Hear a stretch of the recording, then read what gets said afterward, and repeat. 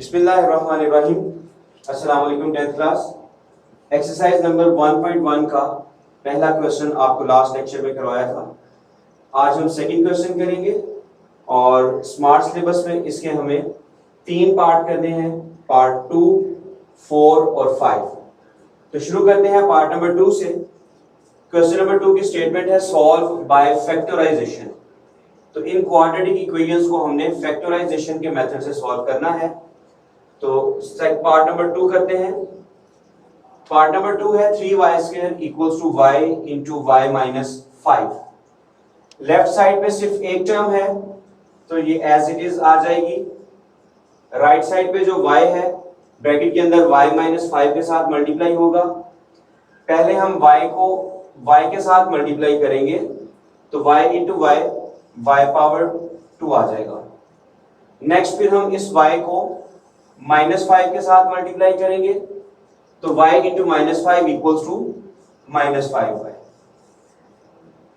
अब हम जो राइट साइड पे दो टर्म्स मौजूद हैं उन्हें लेफ्ट साइड पे शिफ्ट कर देंगे और जब हम लेफ्ट साइड पे शिफ्ट करते हैं तो साइन चेंज हो जाते हैं। तो ये बनेगा 3y² y² जो कि राइट साइड पे पॉजिटिव है लेफ्ट साइड पे आके नेगेटिव हो जाएगा और 5y जो नेगेटिव है वो लेफ्ट साइड पे आके पॉजिटिव हो जाएगा। राइट साइड पे रह गया 0। अब आप देखिए ये जो दो टर्म्स हमें नजर आ रही हैं 3y² माइनस y², तो 3 माइनस 1 इक्वल्स टू 2 होता है। तो नेक्स्ट स्टेप में आ जाएगा 2y² plus 5y equals to 0।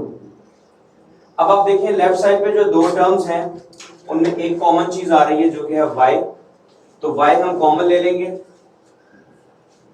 y common आ गया, बकिया ब्रैकेट में क्या आ जाता है 2y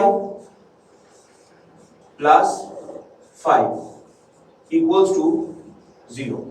ये हमारे पास बन जाएगा। अब आप देखिए लेफ्ट साइड पे y इंटू 2y प्लस 5 है यानी दो टर्म्स मल्टीप्लाई हो रही हैं और आंसर 0 है। तो फिर हम दोनों को बारी बारी 0 के ऊपर रखेंगे। जैसे कि पहले हम रख लेंगे y को 0,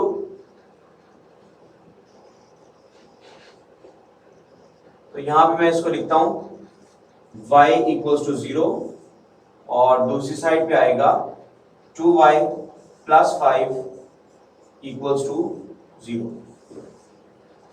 अब एक वैल्यू तो आ चुकी है y की जो कि है 0 और दूसरी वैल्यू के लिए आप देखें ये जो 5 है इसे राइट साइड पे ले जाऊंगा, पॉजिटिव है तो नेगेटिव बन जाएगा। ये आया 2y इक्वल्स टू माइनस 5। अब y के साथ जो 2 मल्टीप्लाई हो रहा है इसे हम दूसरी साइड पे लेके जाएंगे तो इधर जाके ये 5 पे डिवाइड हो जाएगा। तो आंसर आ जाएगा y इक्वल्स टू माइनस 5/2। तो स्टूडेंट्स दो आंसर आ गए, एक है y इक्वल्स टू 0 और दूसरा है y इक्वल्स टू माइनस 5/2। तो इनको हम सॉल्यूशन सेट की फॉर्म में लिख देंगे। तो सॉल्यूशन सेट आ गया 0 एंड माइनस 5/2। इस तरह से इनको ब्रैकेट्स में लिख दिया जाएगा। ठीक है, तो ये पार्ट नंबर 2 था। आप देखिए सारे स्टेप्स आपके सामने हैं, सिर्फ करना ये है कि y की वैल्यूज फाइंड करनी है। अब नेक्स्ट पार्ट की तरफ चलते हैं। नेक्स्ट पार्ट है पार्ट नंबर 4 जो कि है x² minus 11x equals to 152। आप देखिए क्वेश्चन मैंने लिखा हुआ है। इनको सॉल्व करने के लिए जो राइट साइड पे 152 है उसको लेफ्ट साइड पे पहले मैं ले आऊंगा और ये बनेगा x² minus 11x minus 152 equals to 0। अब अगर इसको गौर से आप देखें तो ये क्वाड्रेटिक इक्वेशन की स्टैंडर्ड फॉर्म है और स्टैंडर्ड फॉर्म को सॉल्व करने के लिए फैक्टराइजेशन के तरीके से ये किया जाता है कि x² वाली टर्म को कांस्टेंट टर्म के साथ मल्टीप्लाई किया जाता है और आप यहां पे देखें x² multiply by minus 152 equals to minus 152 आ जाएगा और साथ में x² है। अब हम ये करेंगे कि जो फर्स्ट और लास्ट टर्म है इसमें वो तो मैं लिख देता हूं पहले। X square minus 152 equals to 0। अब दरमियान में एक टर्म है माइनस 11x।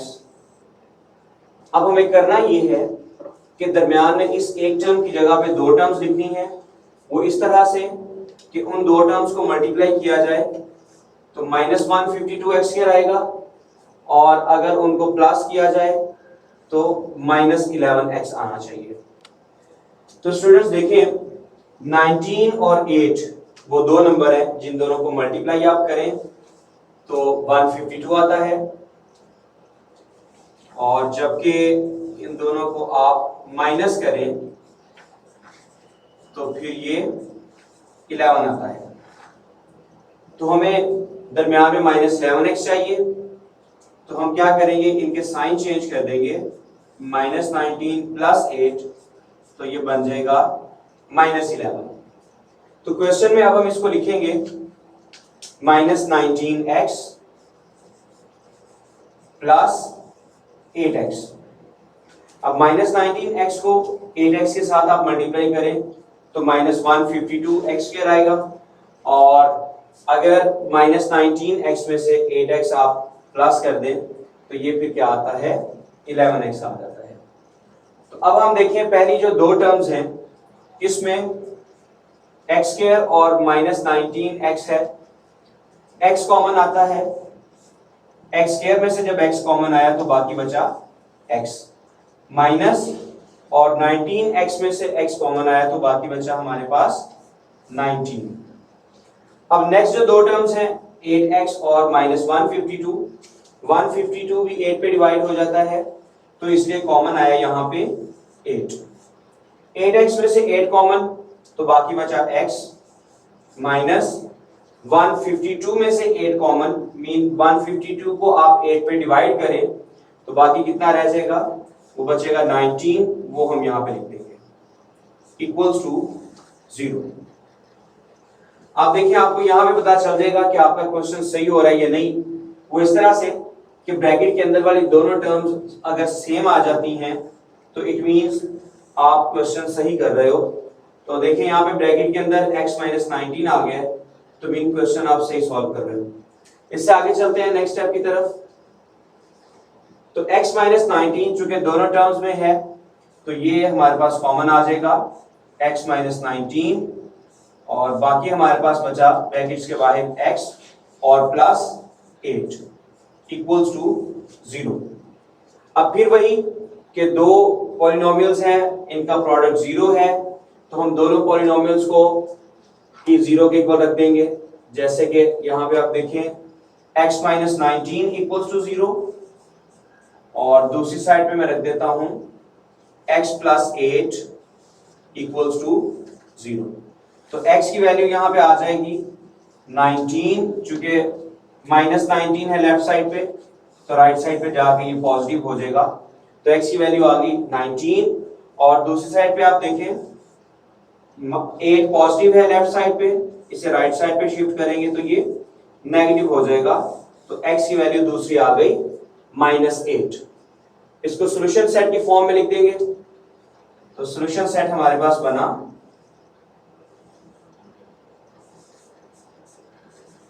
-8 और 19। ठीक है, तो स्टूडेंट्स ये जो क्वेश्चन है इसमें सिर्फ आपने ये देखना होता है कि अगर ये जो आपने मल्टीप्लिकेशन करनी है फर्स्ट और लास्ट टर्म को, और उसके बाद उसके जो दो फैक्टर्स ढूंढने हैं, अगर आप ये सही कर लें तो आप इस क्वेश्चन को सॉल्व कर सकते हैं। तो इसके बाद जो लास्ट पार्ट है क्वेश्चन नंबर 2 का जो हमने करना है स्मार्ट सिलेबस के मुताबिक, उसको देखते हैं। तो आप देखिए 12x और x प्लस 1 ये तीन टर्म्स हैं डिनोमिनेटर्स में, तो इन तीनों का एलसीएम क्या आ जाएगा, वो आएगा 12 इंटू x प्लस 1। तो दोनों साइड्स पर हम 12x इंटू x प्लस 1 के साथ मल्टीप्लाई कर देंगे, तो multiplying both sides by 12x into x plus 1, her term को मल्टीप्लाई किया जाएगा। तो मैं इस तरह से लिखता हूं, पहले हम फर्स्ट टर्म के साथ इसको मल्टीप्लाई करेंगे x प्लस 1 ओवर x के साथ, फिर इसी को दूसरी जो टर्म मौजूद है हमारे पास जो कि है x पावर x प्लस 1, इसके साथ मल्टीप्लाई किया जाएगा और राइट साइड पे जो टर्म है उसके साथ भी इसको मल्टीप्लाई कर देंगे और वो है 25/12। तो जब हम तीनों टर्म्स के साथ यानी तमाम टर्म्स के साथ हमने मल्टीप्लाई कर दिया तो अब आप देखेंगे कि कुछ चीजें कट जाती हैं, जैसे कि फर्स्ट टर्म में x x के साथ कट रहा है, सेकंड टर्म में ये x प्लस 1 इस x प्लस 1 के साथ कैंसिल आउट हो रहा है और राइट साइड पर ये 12 इस 12 के साथ कैंसिल आउट हो रहा है। इसको अब मजीद सॉल्व करते हैं।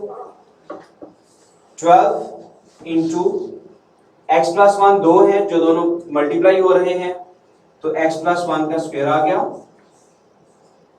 प्लस 12 और अब ये दो x हैं जो आपस में मल्टीप्लाई हो रहे हैं तो ये x स्क्वायर आ जाएगा 12x स्क्वायर। ये दो x कौन कौन से हैं आपको यहाँ पे बता देता हूँ। ये देखिए ये वाला x और ये वाला x मल्टीप्लाई हो रहे हैं तो 12x स्क्वायर आ गया।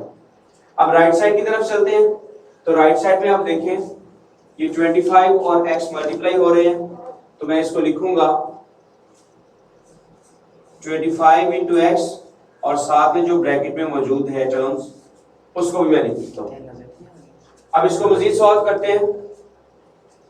मजीद सॉल्व करने के लिए x प्लस 1 का जो स्क्वायर है इसको ओपन कर देंगे 12 इंटू अब x प्लस 1 का square a plus b whole square वाले फॉर्मूला से हम ओपन करेंगे तो a plus b whole square का फॉर्मूला मीन फर्स्ट टर्म का स्क्वायर आएगा पहले that is x plus 2 into first term जो कि x है और सेकंड टर्म 1 होनी है साथ में 1 जब 2x के साथ मल्टीप्लाई होगा तो 2x आ जाएगा। लास्ट में सेकंड टर्म का स्क्वायर यानी 1 का स्क्वायर जो कि बनेगा 1 और नेक्स्ट टर्म है 12x स्क्वायर और राइट साइड पे है 25x। ये ब्रैकेट में मौजूद x के साथ पहले मैं मल्टीप्लाई करता हूं तो 25x स्क्वायर आएगा। नेक्स्ट 25x को 1 के साथ मल्टीप्लाई करें तो 25 इंटू x आएगा। अब लेफ्ट साइड पे आप देखिए ब्रैकेट के बाहर ये जो 12 है ये अंदर मौजूद तीनों टर्म्स के साथ मल्टीप्लाई होगा तो तीनों टर्म्स के साथ मैं इसको मल्टीप्लाई करता हूं। पहले 12 को x स्क्वायर के साथ मल्टीप्लाई किया तो 12x स्क्वायर, फिर 12 को 2x के साथ मल्टीप्लाई करने से 24x, फिर 12 को 1 के साथ मल्टीप्लाई करने से 12 प्लस 12x स्क्वायर। जो राइट साइड पे दो टर्म्स हैं उन्हें लेफ्ट साइड पे शिफ्ट कर लेता हूं तो इनके साइन चेंज हो जाएंगे 25x square minus 25x equals to 0। अब यहां पे देखें कि कुछ टर्म लाइक टर्म्स हैं मीन वेरिएबल सेम जैसे कि ये 12x स्क्वायर है, फिर ये 12x स्क्वायर है और ये माइनस 25x स्क्वायर है। इनके कोएफिशिएंट्स को ऐड करें तो 12 प्लस 12 24 एंड 24 माइनस 25 तो ये आएगा -1 यानी कि मैं इसे लिख सकता हूं माइनस x स्क्वायर। अब x स्क्वायर वाली टर्म्स हम लिख चुके हैं, अब हम x वाली लिखेंगे तो एक है 24x और दूसरी है माइनस 25x तो 24 माइनस 25 इक्वल्स टू -1 तो यहां पे भी आ जाएगा माइनस x क्योंकि 1 अगर कोएफिशिएंट हो तो वो नहीं लिखा जाता है। अब जो टर्म बच गई है वो है 12 और हम उसको यहां पे लिख देंगे और राइट साइड पे आ गया 0। यहां पे x स्क्वायर नेगेटिव वाली टर्म आ रही है, इसे हम पॉजिटिव बना लेते हैं। वो कैसे कि माइनस का साइन आप कॉमन ले लें, कॉमन लेने से तमाम टर्म्स के साइन चेंज हो जाते हैं। अब नेक्स्ट स्टेप में ये जो नेगेटिव है इसे आप राइट साइड पे शिफ्ट कर दो तो 0 divided by -1 is equals to 0 आ जाएगा। तो अब हमने सॉल्व करना है इस इक्वेशन को जो कि है x square plus x minus 12 और इसको सॉल्व करना किस तरीके से है, हमने फैक्टराइजेशन के मेथड से। तो फैक्टराइज करते हैं। फैक्टराइज करने के लिए आपको बताया था जो प्रोसेस वो ये था कि फर्स्ट टर्म को लास्ट टर्म के साथ मल्टीप्लाई करना है और आप साइड पे लिख देंगे तो x square minus 12 equals to minus 12 x square. अब जो फर्स्ट और लास्ट टर्म है उसको मैं लिख देता हूं, that are x square minus 12 equals to 0। जो दरमियान में मौजूद टर्म है x, इसकी जगह पे अब हमने दो टर्म्स लिखनी है जिनको मल्टीप्लाई करने से माइनस 12 एक्स स्क्वायर आए और उन दोनों टर्म्स को प्लस करने से प्लस एक्स आए। तो आप देखिए 4 मल्टीप्लाई बाय 3 12 होता है और 4 माइनस 3 इक्वल्स टू 1। तो कोएफिशिएंट जो 1 है वो इस तरीके से आएगा जिसमें हम 4 को पॉजिटिव रखेंगे और 3 को नेगेटिव रखेंगे।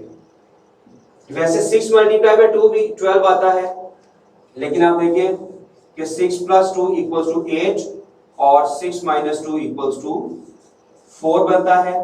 तो ये दोनों हमें रिक्वायर्ड नहीं है, हमें ये वाला चाहिए 4 माइनस 3 इज इक्वल्स टू 1। तो x पॉजिटिव है, 4 के साथ ही नेगेटिव पॉजिटिव लिखेंगे, 4x माइनस 3x। तो अब आप देख रहे हैं 4x और माइनस 3x को मल्टीप्लाई करें तो माइनस 12x स्क्वायर बनता है और दोनों को माइनस करने से यानी 4 माइनस 3 इज इक्वल्स टू 1, यानी कि 4x minus 3x equals to x बन जाएगा। अब ये जो पहली दो टर्म्स हैं इनमें आप गौर करें तो x एक टर्म है जो कि कॉमन आ सकती है सिर्फ, तो x को कॉमन ले लेते हैं। फर्स्ट टर्म जो कि x स्क्वायर है, इसमें से जब x कॉमन आ गया तो बकिया हमारे पास ब्रैकेट में बचेगा x, और जो दूसरी टर्म है 4x, इसमें से जब x कॉमन आया तो बाकी बचा पॉजिटिव 4।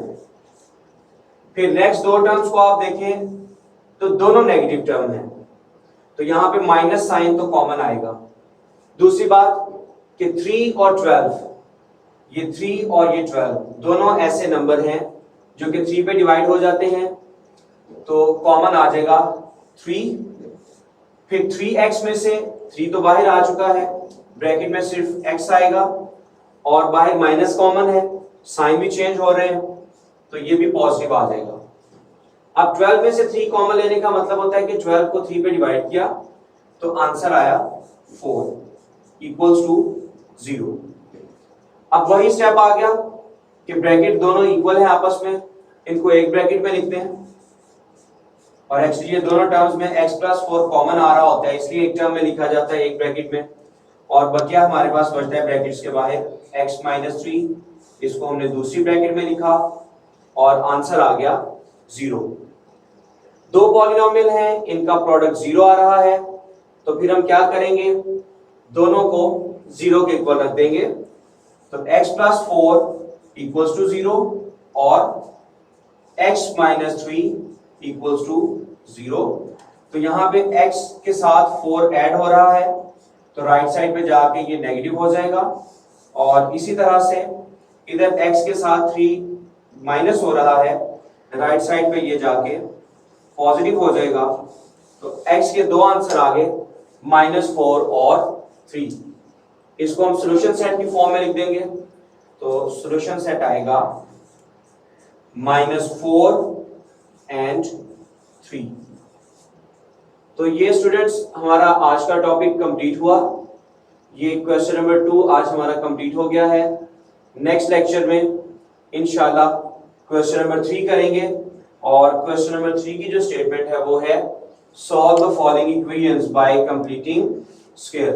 तो इंशाल्लाह ये क्वेश्चन भी हम स्मार्ट सिलेबस के अकॉर्डिंग करेंगे, जितने पार्ट्स हमें दिए गए हैं सिर्फ वही करवाए जाएंगे।